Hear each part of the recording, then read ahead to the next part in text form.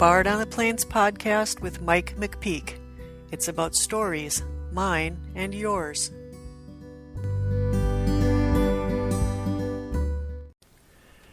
I know Megan Phelps-Roper. I say this not to brag, but to make a point. And let me be honest here, I barely know her. She's lived in this town for 7 years, and I only met her 4 months ago and talked to her twice for an accumulated time of 5 minutes, so we're not close friends. I really need to get out more. For those of you who don't know who she is, I'll give you a brief thumbnail of her life.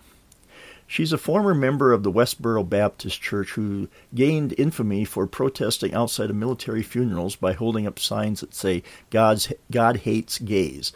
The word was actually worse than that, but I've cleaned it up because we really don't need to be tossing that around anymore. Megan was put in charge of the Twitter portion of the PR campaign for the church. Through her communicating on Twitter, she met people who got her to start asking some tough questions about what she believed in. These few small interactions eventually led her to leave the church and settle in this nondescript town where I live. Now, I'm not picking on Clark. It's the home of the world-famous mashed potato wrestling as seen on ESPN once. And we're the birthplace of Kim Kaufman, a rising star in the LPGA Tour. She happens to be one of my relatives, but so is half the town. Except for Megan, of course, I think. I haven't checked the family tree. And while all of this is mildly interesting, there is nothing that makes this town stand out from any of the thousands of other communities strewn across this country. Nothing that makes this town jump off the map and scream, "Move here." So what is it that made someone of Megan's notoriety move here, get married, settle down, and increase the town's population by one? Some would say kismet. Others would say love. Still others would say divine intervention or predestination. I'm not touching these last two. People have been arguing about them for millennia, and I have nothing new to add. Only she can say for sure.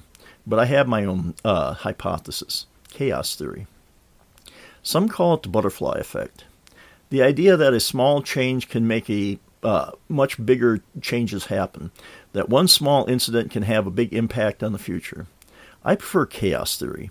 Chaos theory is the interdisciplinary theory stating that within the apparent randomness of chaotic complex systems, there are underlying patterns, interconnectedness, constant feedback loops, repetition, self-similarity, fractals, and self-organization. This behavior is known as deterministic chaos or simply chaos, or as most of us know it, the Internet.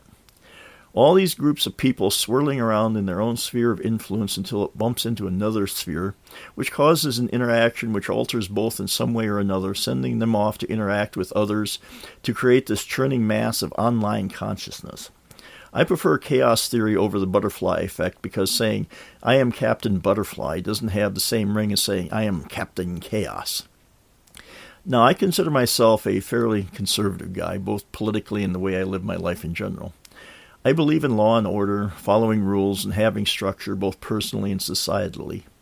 But I know that for life to be interesting, there has to be some randomness to it, so I try to introduce some marginally controlled chaos into my existence. On the Geekiest Show Ever podcast I do, my two co-hosts will be talking about a new update that is coming out for an operating system. They will wait until the bugs are worked out and then install it. They ask me, what am I going to do? I tell them, I am Captain Chaos. I'm just going to install it and see what happens. Sometimes it works and there are no problems. Other times, well, let's just say I've had plenty of learning experiences. But I just have this blind faith that things will work out one way or another, and by doing so, my life will move forward. My office is a living example of chaos theory. There is nothing like the pleasant surprise of moving stuff around only to find something you have completely forgotten about. It's not a bug, it's a feature. But life has this way of introducing uncontrolled agents of chaos into our lives. On a larger scale, we see them all the time. Living on the Great Plains in the summertime, we have tornadoes. Tornadoes are like the ultimate in weather chaos. Hurricanes and snowstorms you can track with a fair amount of certainty. But tornadoes are different. You can track the thunderstorms and see where they are headed, but the best a weatherman can say is there may or may not be a tornado. So as a kid, I suffered a lot of angst and anxiety watching the skies waiting for a funnel cloud to come down and suck up our house. And I was smart enough to know that it wasn't going to be like the Wizard of Oz, where the house would be set down in this magical land of good witches and the Lollipop Guild.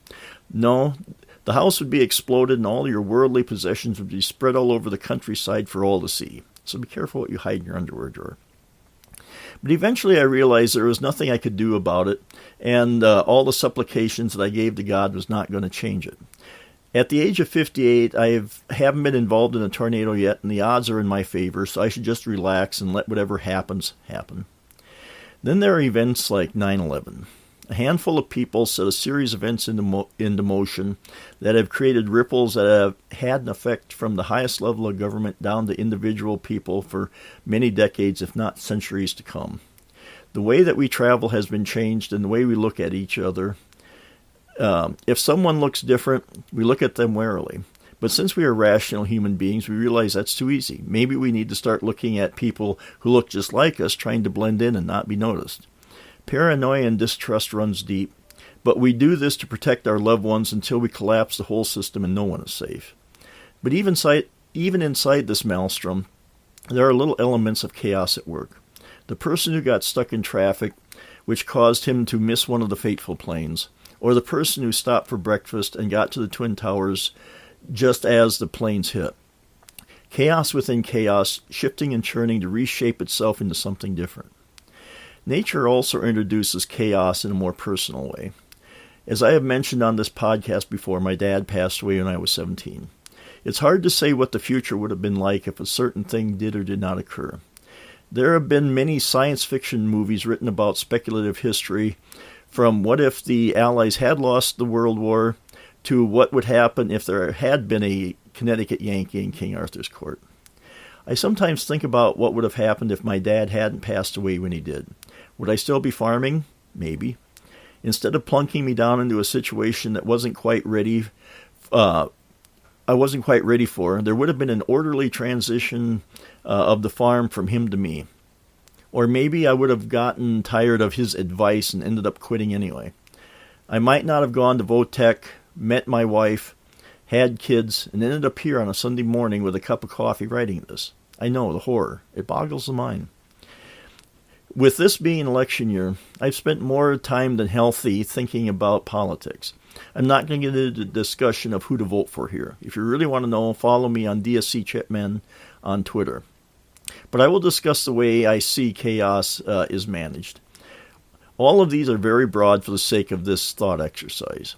There is one camp who thinks that if we make the government big enough, we will be able to mitigate the effects of chaos on the average person through government programs, laws, and regulations.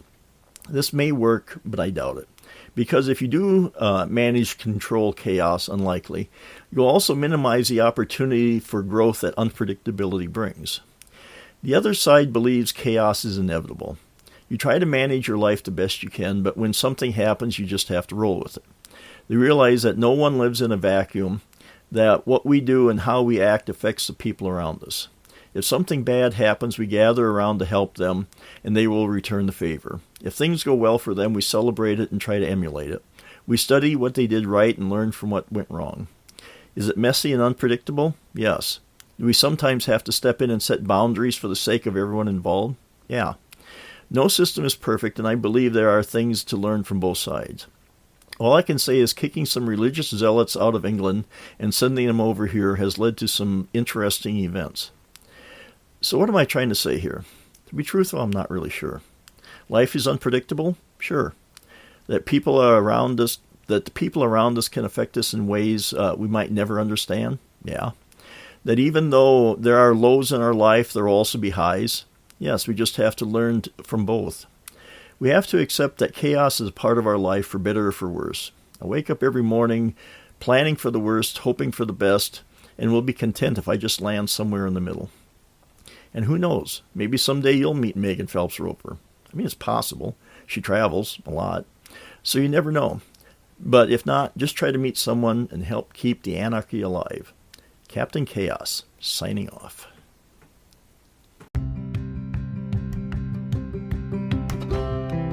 If you have a story you'd like to tell, contact Mike on Twitter @BardOnThePlains or by email at bardontheplains@gmail.com. For more information about the stories in this podcast, visit bardontheplains.com.